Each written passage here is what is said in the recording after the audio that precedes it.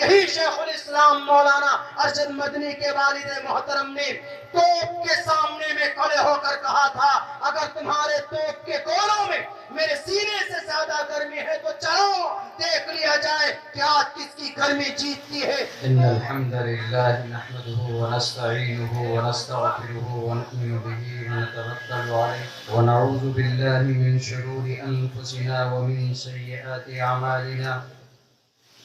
मन यहदिहिल्लाहु फला मुदिल्ल लहु व मन युद्लिलहु फला हादिय लहु व नशहदु अल्ला इलाहा इल्लल्लाहु वहदहु ला शरीका लहु व नशहदु अन्न सय्यदना व मौलाना मुहम्मदन अब्दुहु व रसूलुहु। अम्मा बअदु फ़अऊज़ु बिल्लाहि मिनश शैतानिर रजीम। बिस्मिल्लाहिर रहमानिर रहीम। वला तहिनु वला तहज़नु व अंतुमुल अअलौना इन कुंतुम मुमिनीन। वक़ाल अल्लाहु तबारक व तआला फ़िल क़ुरआनिल मजीद वअतसिमू बिहब्लिल्लाहि जमीअ। सदक़ल्लाहुल अज़ीम। All praise and thanks are Allah's, the Lord of the Alameen, mankind, jinn and all that exist. You honor only the truly judge. The day of recompense, it means the day of resurrection. You alone we worship, you alone we ask for help each and everything. Guide us right path to the straight way.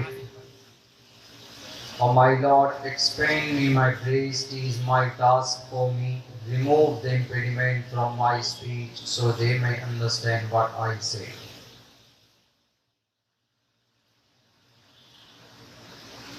Udara sarva eveti jnani tatmev maimatam आस्थितः सही युक्तात्मा मामेवामुत्तमां गति। बहुनाम जन्मनामन्ते ज्ञानवान् मां प्रपद्यते वासुदेवः सर्वमिति स महात्मा सुदुर्लभः। रुद्रो गिरिवा अश्रैत पिशाच एव ब्रह्मा दुरीशो जहि प्यारु नाम प्रजाम जहि तुवम तूर्य तरुष्यतः। ओम सहनावतु सहनो भुनक्तु सहवीर्यं कर्मामहे तेजस्वनावधीतमस्तु मा विद्विषावहे। ब्रह्मानंतमनादि विश्वपूर्वजं सत्यं परं शाश्वतं विद्या यस्य सनातनी निगम हृदय। ओम शांति ओम शांति ओम शांति। जनाब सदर मजलिस, स्टेज पर मुअज़्ज़ज़ उलमा किराम और इस पंडाल के बैनर तले दीनी ईमानी समाजी भाइयों, नौजवान साथियों,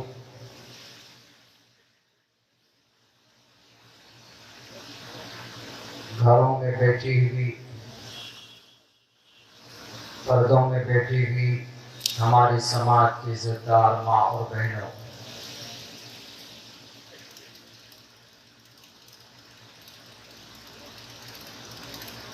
आज 15 अगस्त बड़ी खुशी के साथ हम लोग झंडा फहराते हैं।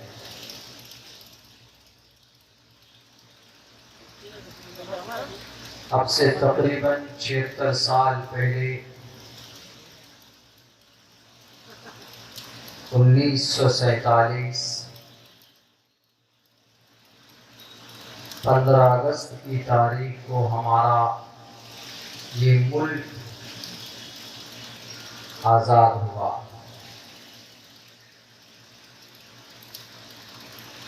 मैं अपनी तकरीर को दो हिस्सों में बांटना चाहूँगा। 12 बजे तक 15 अगस्त की तारीख रहेगी, उसके बाद फिर 16 अगस्त तारीख बदल जाएगी। उस वक्त तक इंशाअल्लाह 15 अगस्त के ताल्लुक से, आज़ादी के ताल्लुक से, हिस्ट्री इतिहास के ताल्लुक से मैं बात करने की कोशिश करूँगा। उसके बाद मैंने आप लोगों के सामने कुछ श्लोक, 2 मंत्र मेरे श्रीमद् भगवद गीता उदारा सर्व एवैते ज्ञानी तात्मेव हरिमतम और एक बहुनाम जन्म नामन्ते ज्ञानवान माम प्रपद्यते वासुदेव सर्वमिति समहात्मा सुदुर्लभा। इसका क्या मतलब है? कुरान हदीस की रोशनी में हम समझने की कोशिश करेंगे। उसके बाद कुछ गलत फहमी है हमारे कुरान और हमारी शरीयत, मज़हब इस्लाम के बारे में कुछ लोगों को दुनिया के अंदर, उसके ताल्लुक से भी हमने श्लोक मंत्र, यजुर्वेद का मैंने पढ़ा है आप लोगों के सामने। जहाँ जहाँ कुरान और शरीयत पर एतराज़ है लोगों को, उस एतराज़ और उस गलतफहमी को समझने की कोशिश करेंगे। ये 2 हिस्सों में हमारी आज बात होगी।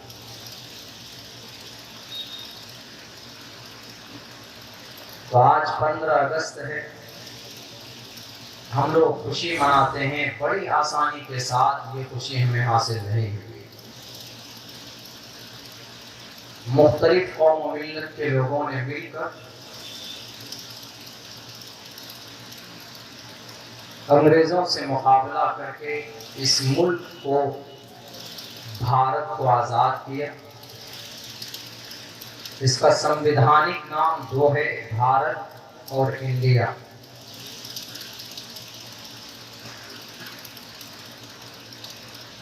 तकरीबन 346 साल तक अंग्रेज उसका नापाक कदम हमारे इस मुल्क में रहा।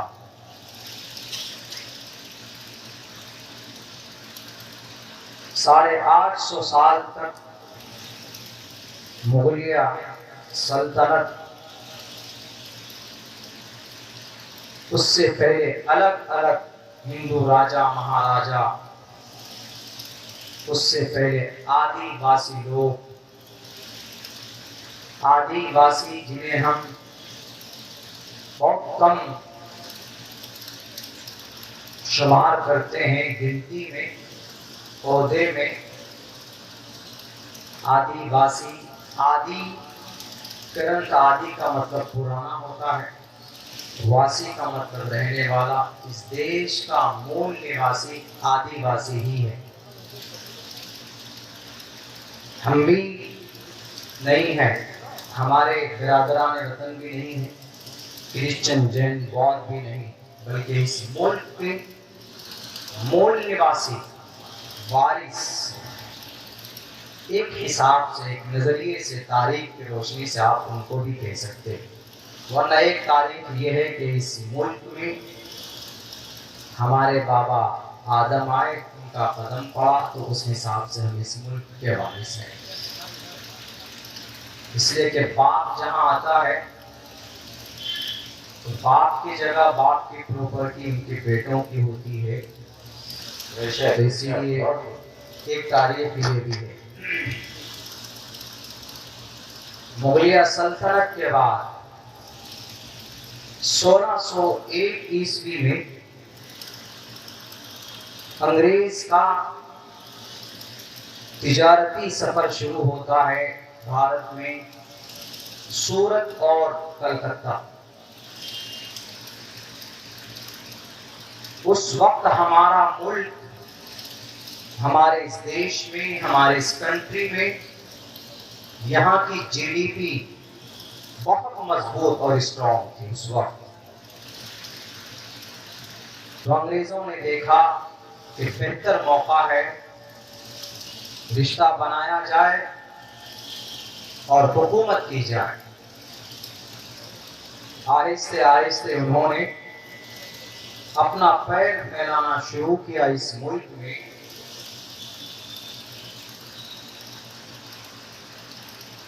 तो अपने एजेंडे के तहत आगे बढ़ रहा था, लेकिन उसके इस कदम को रोकने वाला अंग्रेज जब ताकतवर उसने जमात बना ली, तो सबसे पहली लड़ाई हम लोग तो ये जानते हैं कि आजादी की लड़ाई 1857 से शुरू हुई है, शामली के मैदान, थाना भवन, मुजफ्फरनगर से। ऐसा नहीं है, इसको काटने की कोशिश की जा रही। पहली लड़ाई अंग्रेज से नवाब सिराजुद्दौला के नाना अली वर्दी खान ने शुरू की थी 1754 में। मुर्शिदाबाद बंगाल के रहने वाले वहां के राजा थे। फोर्ट विलियम अंग्रेज की सबसे पहली ऑफिस और दफ्तर कलकत्ता में तोप लगाकर उसको उड़ा दिया था अली वर्दी खान ने 1755 में। यहाँ से अंग्रेज के खिलाफ लड़ाई शुरू होती है। शुरुआत यहीं से है। 3 साल के बाद उनका इंतकाल हो जाता है। जवानों, ये तारीख कम से कम अपने दिमाग में बिठा के रखें आप। अभी हजरत ने कहा है वो कौम मुर्दा होती है जिन्हें उनके मुल्क और उनके कौम और उनके समाज के बारे में वो तारीफ नहीं जानते। गाने बहुत याद कर लेते हैं आप, फिल्म की स्टोरी, वेब सीरीज के चैप्टर बहुत आसानी से आप सेव कर लेते हैं, लेकिन ये तारीख आप कम से कम सरसरी तौर पर अपने ज़हन और दिमाग में रखें, ताकि आपको याद रहे कि इस मुल्क को आज़ाद कराने में हमारे पूर्वज ने कितनी कुर्बानी पेश की। अभी और देखिए आगे क्या होता। 3 साल के बाद उनका इंतकाल हो जाता है अली वर्दी खान का। उनके नाती नवाब सिराजुद्दौला 1755 को 1757 में कुर्सी इख्तियार में बैठते हैं। उन्होंने दूसरी लड़ाई शुरू की, लेकिन अपने ही लोग, जिनका नाम मीर सादिक हम और आप जानते हैं, उनका दरबारी, ये कहिए कि उनका गृह मंत्री, उनका उस जमाने का वजीर आला, सबसे बड़े ओहदे पर 22 कुर्सी की लालच में उन्होंने गद्दारी के अंग्रेज से हाथ मिलाया और मरवा दिया। नवाब सिराजुद्दौला शहीद हो गए। 1755 और 57 की लड़ाई मुर्शिदाबाद, पुलासी की जंग, Calcutta just near by Kolkata city, वहां से तकरीबन 250-300 किलोमीटर की दूरी है। ट्रेन से बड़ी आसानी से आप सफर कर सकते हैं, बिल्कुल बांग्लादेश के बॉर्डर पे है। उसके बाद फिर लड़ाई, अंग्रेज से जंग, खामोश नहीं हुए हमारे पूर्वज। मौलाना शरीयतुल्लाह मैदान में आए। उनके बाद फिर एक बहुत बड़े जाबाज सिपाही हैदर अली मैसूर के सामने आए, लेकिन उनसे ज्यादा उनके बेटे, जिनका नाम हम लोग तारीख की किताबों में पढ़ते हैं, सुनते हैं, बहुत कोशिश की। नवाब सिराजुद्दौला के बाद ये 2 बड़े पत्थर अंग्रेज को दिखते थे। एक सिराजुद्दौला, इनको शहीद कर दिया गया। उसके बाद एक बहुत बड़ा रोड़ा समझिए कब्जा करने का इस मुल्क में रुकावट बनकर खड़े हो गए वो मैसूर के टीपू सुल्तान फतेह अली खान। आजकल उनकी तस्वीर शक्ल उनके चेहरे पे दाढ़ी नहीं दिखाई जाती है, लेकिन जहां तक मोतबर मुस्तनद तारीख की किताब पढ़ेंगे तो उनके आमाल से ये पता चलता है कि टीपू सुल्तान मुशर्रा थे, दाढ़ी भी थी शक्ल में, वो तहज्जुद गुजार थे, 5 वक्त पाबंदी से नमाज पढ़ते थे। कहा जाता है कि जिस दिन वो शहीद किए गए, मैं गया हूं उस जगह पर जहां पर उनको शहीद किया गया है, वहां पर लिखा हुआ है कि in that place the body of Sultan was found here। ये रहा हुआ है, वहां जाएंगे, किले से थोड़ा बाहर है, गेट से थोड़ा बाहर है वो जगह, वो एरिया आलीशान। उन्होंने मस्जिद भी बनाई, वो मस्जिद आज भी है, लेकिन मस्जिद के जस्ट सामने एक भव्य मंदिर भी बनाया उन्होंने। ये चूंकि बादशाह थे, रियाया दोनों तरह का होता है, मुस्लिम भी नॉन मुस्लिम भी। नॉन मुस्लिम में बहुत कोई आ गए तो हर किसी की रियायत रखनी पड़ती, तो उन पर तो तशद्दुद का इल्जाम लगाया जाता है कि टीपू सुल्तान सिर्फ मुस्लिम परस्त थे। ऐसा नहीं है, बल्कि वो हर किसी का ख्याल रखते थे। जिस दिन उनका इंतकाल हुआ, शहीद किए गए, कहा जाता है कि फजर की नमाज के बाद 1 पारा डेली तिलावत करने की का उनका मामूल था, लेकिन जिस दिन शहीद किए गए उस दिन 2 पारे कुरान करीम की तिलावत करके मैदान में आया था। उनकी ये तरबियत उनके अब्बा ने की थी। किसी बहुत बड़े मदरसे के फारिग नहीं थे, वो कोई बहुत बड़े आलिम दीन भी नहीं थे टीपू सुल्तान, लेकिन एक योद्धा, वो बहुत बड़ा पत्थर तोप के मानी। मैं देखा उस पत्थर को, आप देखेंगे वहां के कैद खाने में उस पत्थर को कंधे से उठा कर लाकर जहां पे डाला है, सुराख है, वो पत्थर भी है, बहुत लंबा, कम से कम 5, 8 या 10 फीट का होगा, काफी चौड़ा है वो। बहादुर नौजवान, तारीख के अंदर ऐसा योद्धा नहीं मिलता। एक हाथ से आदमी तलवार चलाता है, एक हाथ से चलाता है एक वक्त तो दूसरा ढाल पकड़ता है, लेकिन तन्हा ऐसा मर्द मुजाहिद था ये हमारी तारीख में, हमारी भारत की तारीख में, बल्कि दुनिया इंसानियत में, इंसानियत की तारीख में, योद्धाओं की तारीख में ऐसा मर्द मुजाहिद तने तन्हा टीपू सुल्तान का नाम मिलता है। एक वक्त दोनों हाथों से तलवार चलाने वाला योद्धा, उसका नाम टीपू सुल्तान का था। 1799 अंग्रेज चारों तरफ कब्जा कर चुका था। उसने देखा सिर्फ टीपू सुल्तान रह गया। एग्रीकल्चर लोन आज जो दिया जाता है टीपू सुल्तान, आज तो लोन की शक्ल हो गई। उस वक्त वो मदद देते थे खेती के लिए, काश्तकारों को, किसानों को। आज तो मार दिया जाता है, मर जाते हैं किसान, परेशानी में आकर खुदकुशी कर लेते हैं। लेकिन टीपू सुल्तान घर घर जाकर ताउन पेश करता था।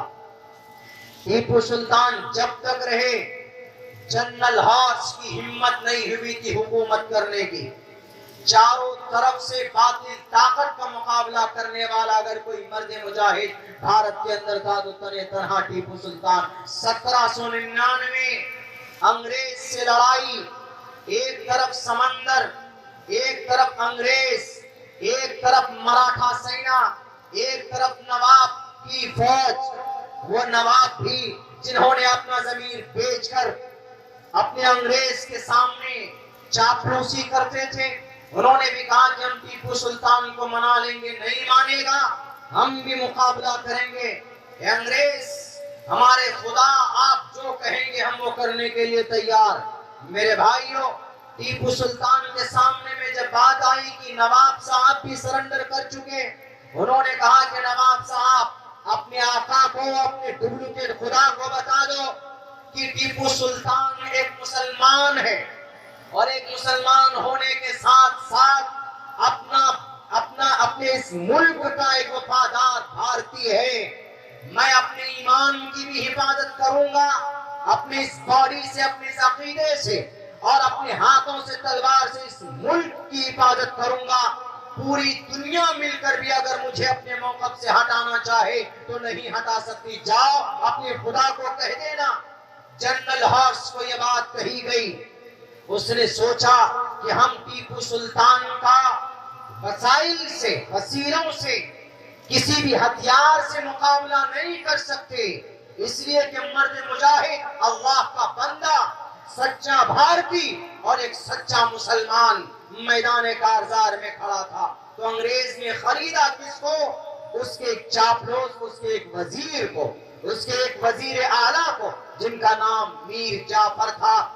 सौदा किया, अंग्रेज के हाथों अपनी ईमान उनको भेज दिया।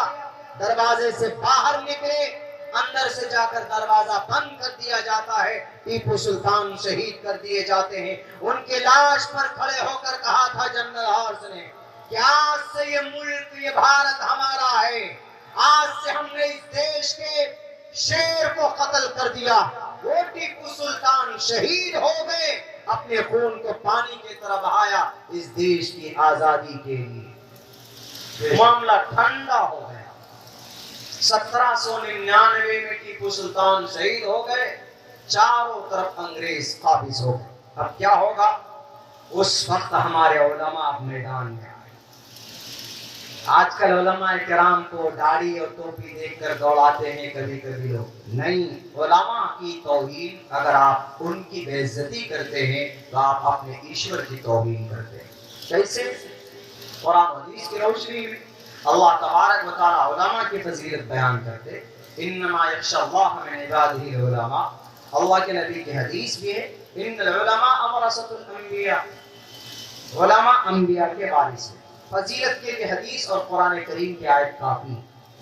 गीता के एक श्लोक में ये बात कही गई, बहुनाम जन्मना मनते ज्ञानवान माम परपदिग्यते वासुदेवा सर्वमिति समहात्मा।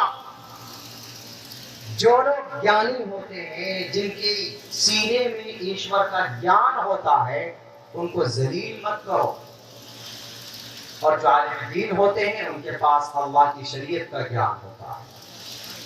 तो जो लोग ज्ञानी होते हैं, गीता 7वें अध्याय का, ये 19वें अध्याय का 7वां, 18वां, 19वां मंत्र है 7वें अध्याय का।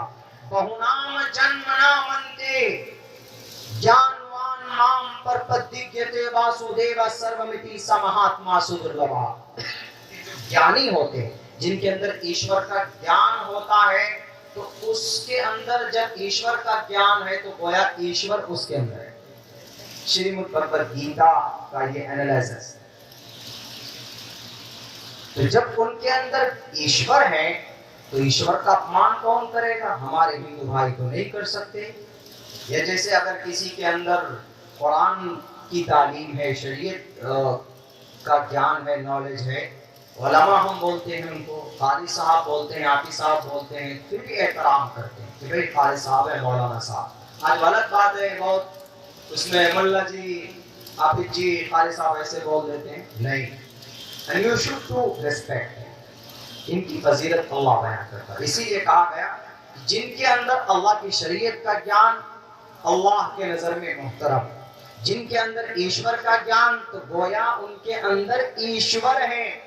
इसीलिए ईश्वर का अपमान न करो। समहा आत्मा, वो सारे आत्माओं में बड़े हैं, सबसे बड़े समहात्मा सुदुर्लभः, उनके लिए कहा गया। उलमा की बात आई तो मैंने बीच में इस मंत्र का एनालिसिस किया। आगे देखिए क्या 1799 में टीपू सुल्तान, नवाब सिराजुद्दौला, ये दो बड़े नाम शहीद हो गए। अब अंग्रेज मुकम्मल तौर पर काबिज हो गए हमारे इस मुल्क में, हमारे इस भारत में। जो चाहता मन में आता, जिसको जहां कत्ल करना चाहता वहां कत्ल कर देता। न हिंदू, न मुसलमान, न क्रिश्चियन, न जैन, न मर्द, न औरत, न बच्चे, जो आता मन में वो करता। अंग्रेज 1803 में एक आलिम दीन ने फतवा दिया। शाह वलीउल्लाह मुहद्दिस देहलवी के बेटे शाह अब्दुल अजीज मुहद्दिस देहलवी रहमतुल्लाह अलैह, उन्होंने कहा कि भारत के लोगों ने मुसलमानों को मुखातब करके कहा कि ये मुल्क अंग्रेज का गुलाम बनने जा रहा है, दारुल हर्ब। हर एक ईमान वाले पर इस देश को आजाद करने के लिए, गुलामी की जंजीर को तोड़ने के लिए जिहाद फर्ज है, अंग्रेज के खिलाफ लड़ाई जरूरी है। शाह अब्दुल अजीज मुहद्दिस देहलवी आलिम दीन,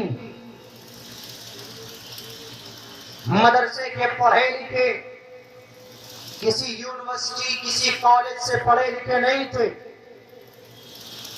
और किसी को बताने की जरूरत नहीं है कि हम देश से हमारे उलमा या हमारे टोपी और दाढ़ी वाले या मुसलमान मदरसे वाले या मकातिब वाले कितनी मोहब्बत करते। किसी के कहने पर नहीं, कोई सरकार कोई गवर्नमेंट नहीं थी, तानाशाही व अंग्रेज के हाथ में हमारा मुल्क था।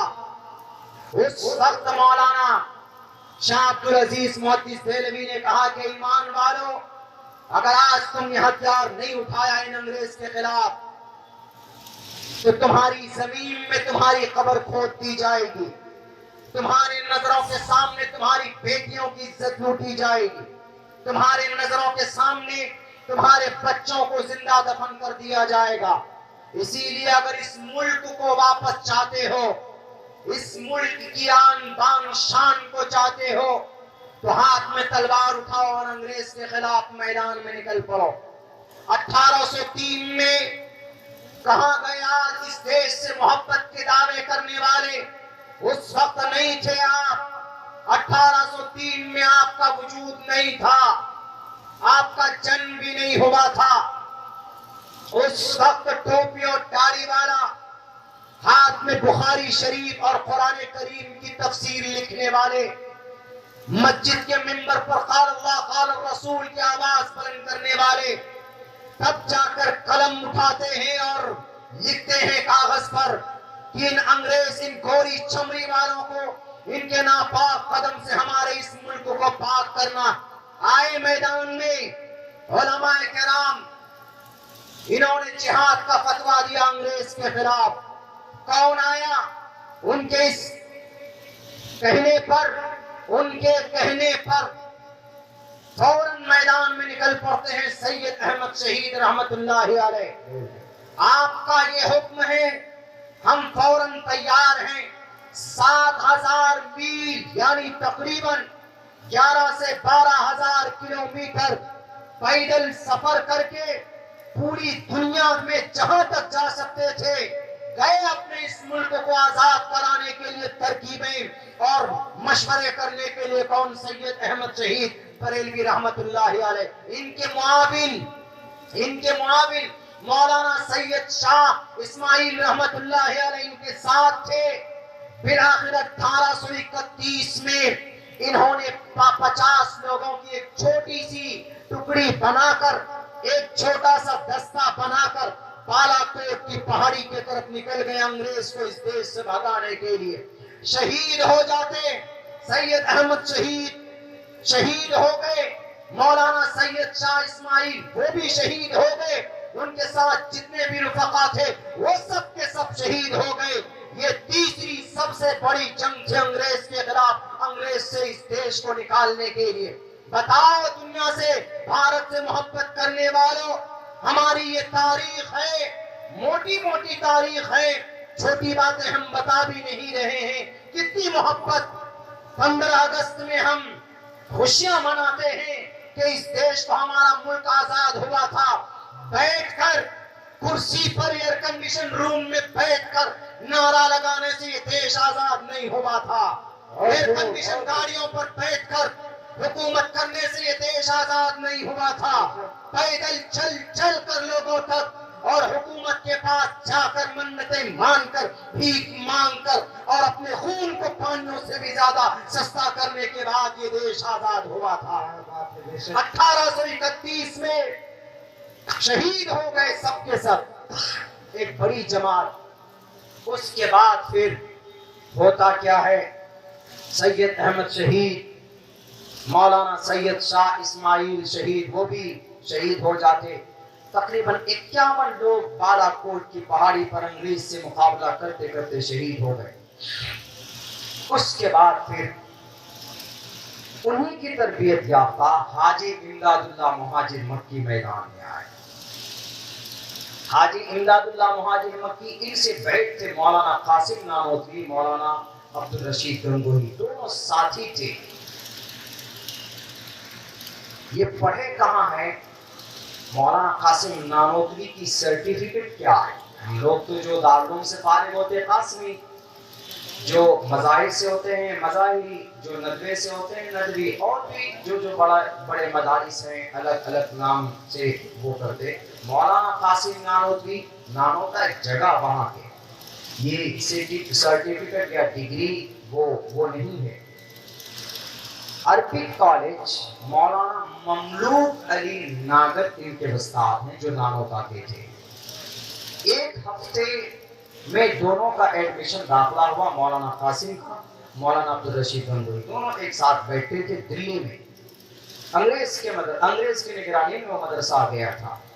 इतने तेज थे मौलाना कासिम नानोतवी, फलसफे का, जिसे साइंस आज बोल सकते हैं और जिसको आप विज्ञान बोल सकते हैं, कोई भी मामला विज्ञान का फलसफे का अगर अटकता था तो चुटकियों में मौलाना कासिम सॉल्व कर देते थे।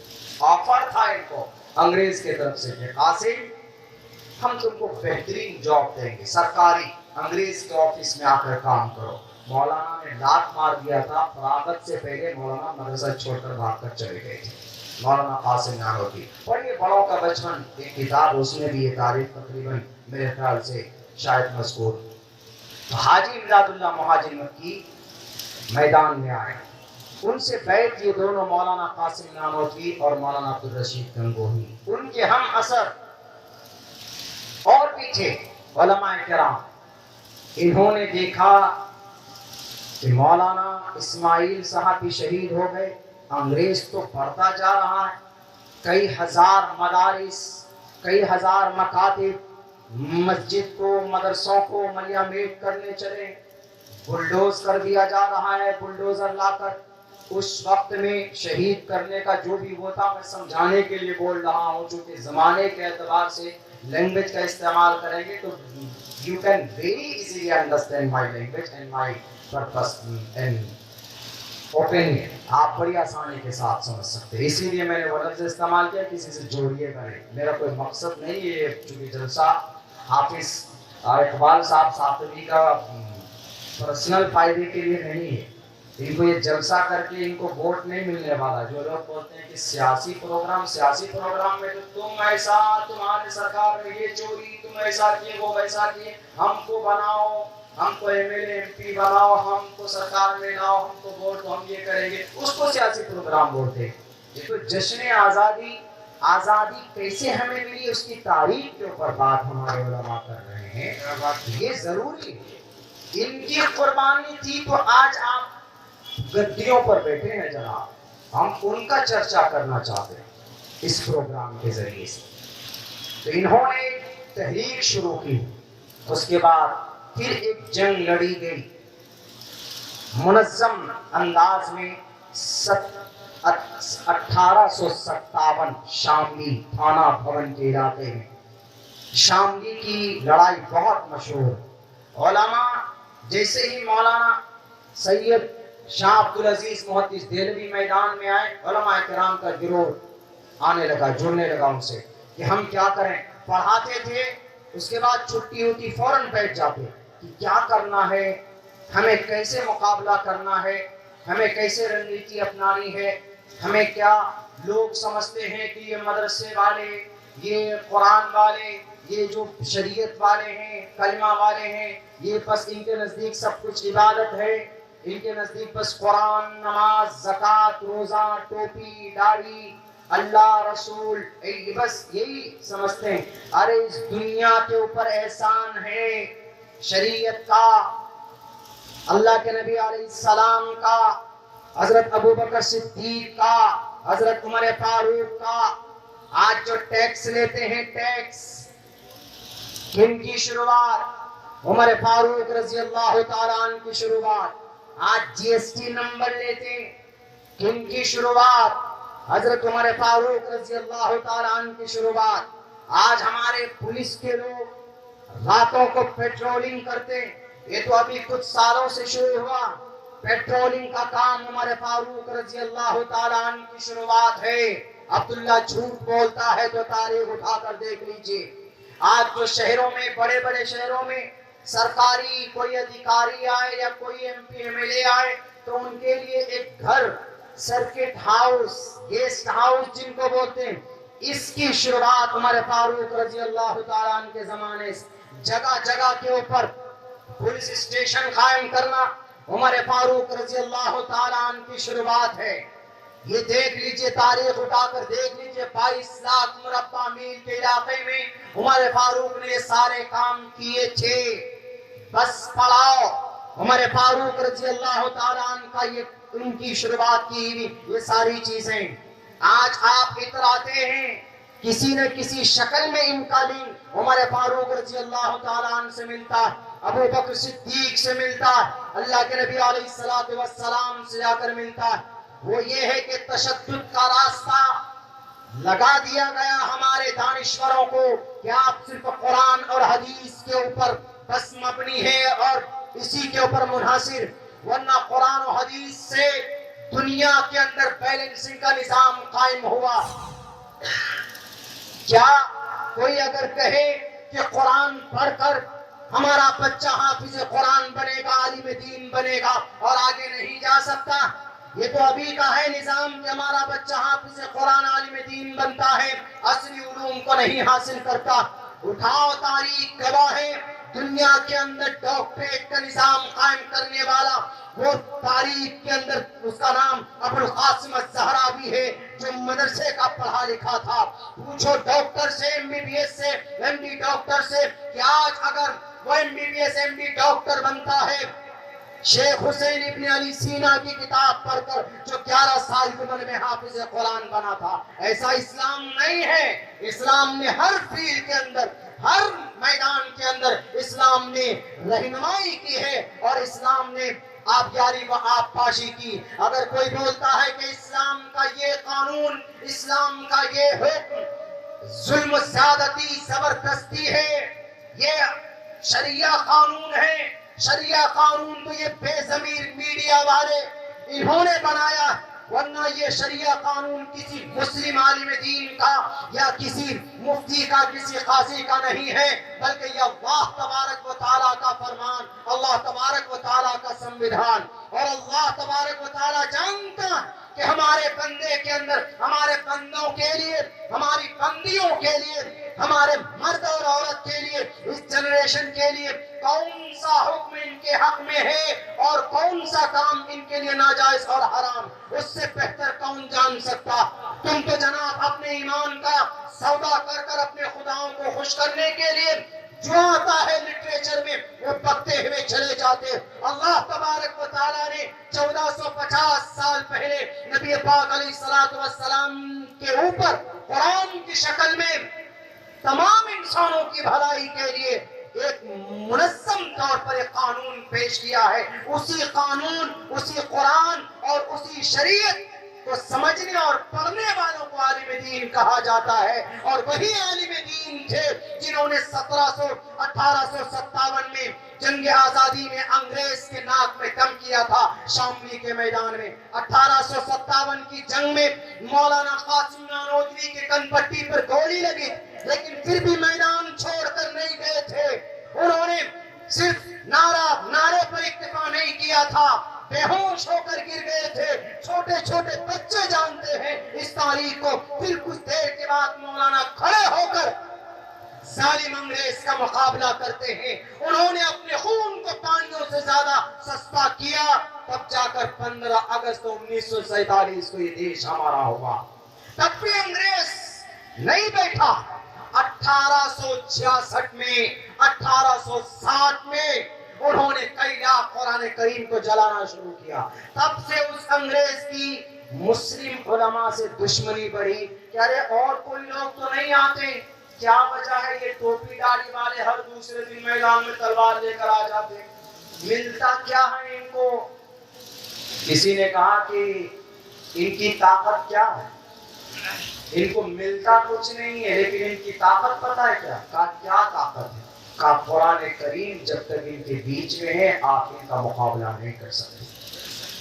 3 लाख कुरान करीम के नुस्खे जलाए, दिल्ली के मदरसों के ताक से पूरे कर खींच कर लाकर लो हमने तुम्हारा कुरान को मिटा दिया। उसको नहीं मानो, ये वो कुरान है जो 3,22,000 अल्फाज को छोटे छोटे बच्चे याद कर लेते। एक आलिम दीन ने कहा कि तुम पागल हो, कुरान के नुस्खे क्यों जला रहे? कहा कि मैं तुम्हारा कुरान खत्म करना चाहता हूँ। कहा क्यों?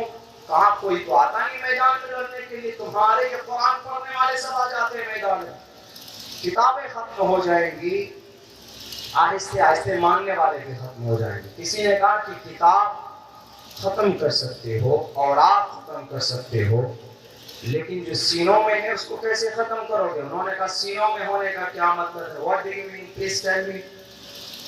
एक आलिम दीन ने बच्चे को बुलाया, कहा पढ़ो बेटा। कुरान पढ़ना शुरू किया।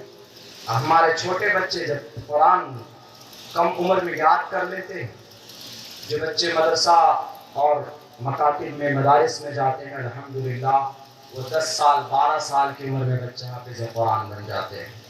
Alhamdulillah, when I was in elementary school, at that time I remembered by heart all Quran. That time I become हाफिज़ कुरान। हम भी 11 साल 12 साल की उम्र में हाफिज़ कुरान बन गए। तो उन्होंने कहा कि अच्छा, उनको यकीन नहीं हुआ कि ऐसा हो सकता है, इसलिए कि दुनिया की कोई किताब, there is nothing authentic books can who remember by heart or कि कोई याद कर सकता है। मोहन भागवत जी को भी ये यकीन नहीं हो रहा था जब हमने कहा था कि remember by heart my all ग्रंथ कुरान करीम, हमने पूरे कुरान को याद किया, उनको यकीन नहीं हो रहा। उन्होंने कहा कि ऐसा होता है, अंग्रेज ने कहा कि नहीं होता, देख लो तुम। एक ट्रांसलेटर को कहा कि तुम देखो कुरान बच्चा कहाँ पढ़ता है, तुम जरा उंगली वहीं पर फेरते जाओ। उस बच्चे ने 9-10 घंटे में पूरा कुरान अंग्रेज के सामने सुनाया और अंग्रेज वही तारीफ तौबा करता है कि मैं कुरान को जला तो सकता हूँ, कुरान के मुसव्वदों को खत्म कर सकता हूँ, लेकिन कुरान के मानी और अल्फाज जो बच्चों के सीनों में हैं, हम वहां सीने को खत्म नहीं कर सकते। कौन थे मदारिस से रिलेटेड टोपी और दाढ़ी वाले? उसके बाद मेरे भाई क्या होता है, उसके बाद फिर आगे चलिए, मैं बहुत छोड़कर जो जहां जहां ज्यादा जरूरत है मैं उसी को आपके सामने रख रहा हूं। उसके बाद एक बहुत बड़ी